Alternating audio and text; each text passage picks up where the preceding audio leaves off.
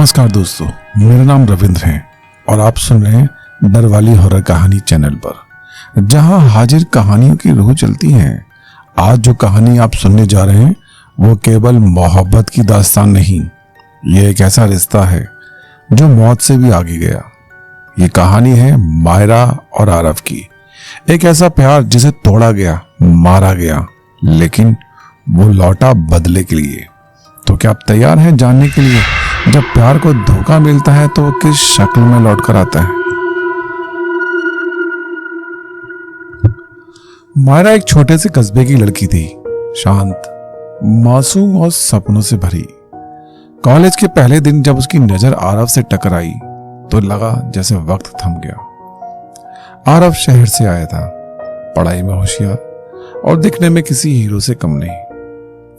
College के गलियारों में मुलाकातें, लाइब्रेरी में साथ पढ़ना और एक ही बाइक पर घूमना, इन सब के बीच दोनों की नजदीकियां बढ़ती गई। एक दिन बारिश में भीगते हुए मायरा ने कहा, आरव, अगर मैं मर भी जाऊं ना तो मैं तुझसे दूर नहीं जाऊंगी। आरव हंसा, तू पागल है, मैं तुझे मरने नहीं दूंगा। लेकिन किस्मत कुछ और ही लिख चुकी थी। कॉलेज खत्म हुआ, आरव की नौकरी लगी एक बहुत बड़ी कंपनी में।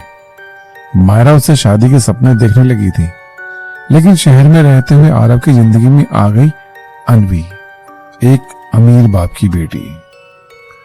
कुछ महीनों में आरव पूरा बदल गया। फोन कमाने लगे, जवाबों में उसकी रुबेरुखी आ गई। मायरा समझ गई कुछ तो गलत है। एक दिन वो बिना बताए शहर आ गई। जब वो आरव के अपार्टमेंट में पहुंची तो अंदर से हंसी की आवाजें आ रही थी।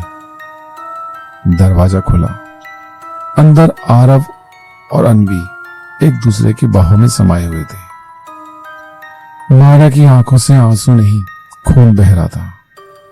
आरव चौंका, लेकिन बोला, तू यहां क्या कर रही है मायरा?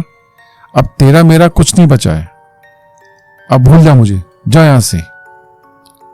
मायरा बस एक शब्द बोली, मैं लौटूंगी, मैं लौटूंगी, मौत बनकर। अगली सुबह एक समाचार ने शहर को हिला दिया। मायरा ने एक पुराने कुएं में कूदकर जान दे दी, लेकिन उसकी लाश कभी मिली नहीं। सिर्फ उसका लाल दुपट्टा तैरता पाया गया। लोगों ने कहा आत्महत्या है, लेकिन कुछ बुजुर्गों ने कहा यह आत्महत्या नहीं था, यह एक टोटका था वापस लौटने का। आरव ने अनवी से सगाई कर ली। शादी की तैयारियां जोरों पे थी, लेकिन तभी उसके साथ अजीब घटनाएं होने लगी। आरव के कमरे में आधी रात को कोई दरवाजा खटखटाता। अनवी को आईने में अपने चेहरे पर किसी और की परछाई दिखाई दी थी।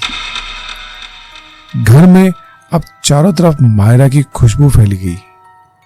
शादी के दिन आरव जैसे ही मंडप में बैठा, उसके कानों में किसी ने फुसफुसाया, मैं आ गई आरव, तू किसी और का नहीं हो सकता। शादी की रात आरव अनवी अपने नए घर में पहुंची, लेकिन जब देखा तो बिजली चली गई। अंधेरे में अनवी को लगा कोई जैसे उसे देख रहा हो। वो वहां से भागी, लेकिन भागते समय सीढ़ियों से गिर गई, जिसकी वजह से उसकी मौत हो गई। आरव घबरा गया, लेकिन तभी उसके सामने मायरा की आत्मा प्रकट हुई, बाल बिखरे हुए, चेहरे पर दर्द और नफरत। मायरा बोली, तूने मुझे मारा है, अब मैं तुझे छोड़ूंगी नहीं। उधर आरव अनवी की लाश को देखकर रोने लगा, मायरा, मायरा मुझे माफ कर दो, मायरा मुझसे गलती हो गई। मायरा ने कहा, अब बहुत देर हो चुकी है।